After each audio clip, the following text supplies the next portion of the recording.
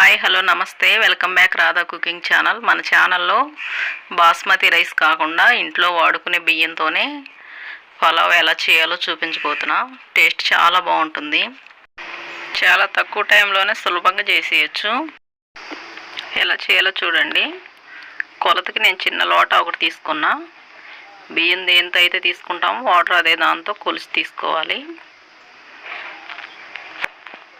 2 లోటాలు తీసుకున్నాను బియ్యం. శుభ్రంగా కడిగి వాటర్ వేసి నానబెట్టుకోవాలి.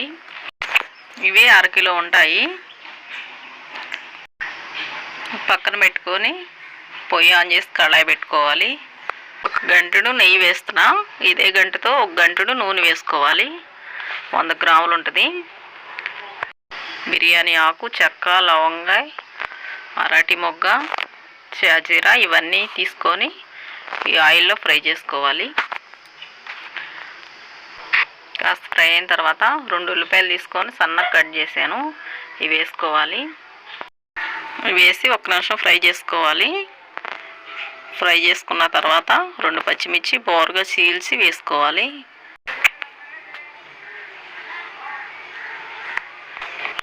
ఇందులో కొంచెం కొత్తిమీర వేసుకోవాలి.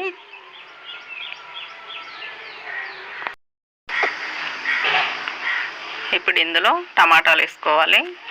2 టమాటాలు తీసుకున్నాను. సన్నగా బోరుగా కట్ చేసి వేసుకోవాలి. ఛానల్లో ఎవరైనా సబ్స్క్రైబ్ చేసుకోకపోతే సబ్స్క్రైబ్ చేసుకోండి. వీడియో నచ్చితే లైక్ చేయండి. ఇవి కొంచెం మగ్గటానికి కొంచెం ఉప్పు వేసుకుంటున్నా.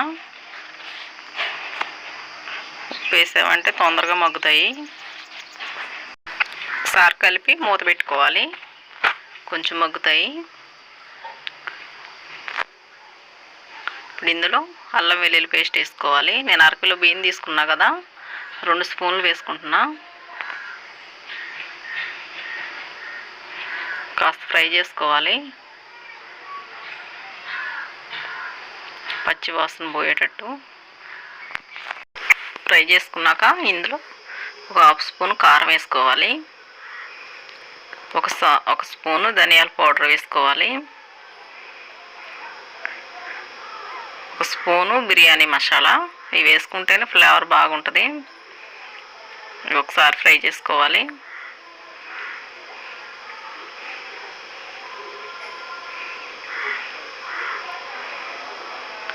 ఒక నిమిషం ఫ్రై అయిన తర్వాత ఇందులో 1 కప్పు పెరుగు వేసుకోవాలి. వేసుకుంటే టేస్ట్ చాలా బాగుంటుంది. ఇది ఒకసారి బాగా కలిసేటట్టు కలుపుకోవాలి. ఈ విధంగా నూనె పైకి తేలిన తర్వాత బాగా మగ్గాక ఇప్పుడు ఇందులో వాటర్ వేసుకోవాలి. నేను లోటాతో బియ్యం తీసుకున్నా కాబట్టి, బియ్యం కొలుసుకున్నా కాబట్టి అదే లోటాతో 3 లోటాలు వాటర్ వేసుకుంటున్నా. మీరు దేంతో బియ్యం కొలుసుకుంటే దాంతోనే వాటర్ వేసుకోండి. బియ్యం నానబెట్టా కాబట్టి 3 లోటాలు కరెక్ట్గా సరిపోతాయి. ఉప్పు చెక్ చేసుకొని, ముక్కలు ఫ్రై అయ్యేటప్పుడు వేసా కాబట్టి చెక్ చేసుకొని నాకు సరిపోలేదు, నేను కొంచెం వేసుకుంటున్నా. మీరు టేస్ట్కి సరిపడా మీరు వేసుకోండి.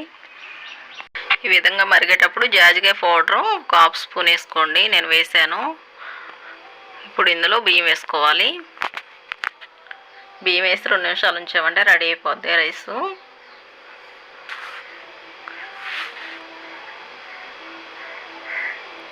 పైన కొంచెం కొత్తిమీర చల్లితే సర్వ్ చేసేయచ్చు. పెరుగు చట్నీ కానీ, చికెన్ కర్రీ కానీ చాలా బాగుంటుంది. క్యారేజీల్లో కూడా కట్టేసేయచ్చు. సింపుల్గా 10 నిమిషాల్లో రెడీ అయిపోద్ది.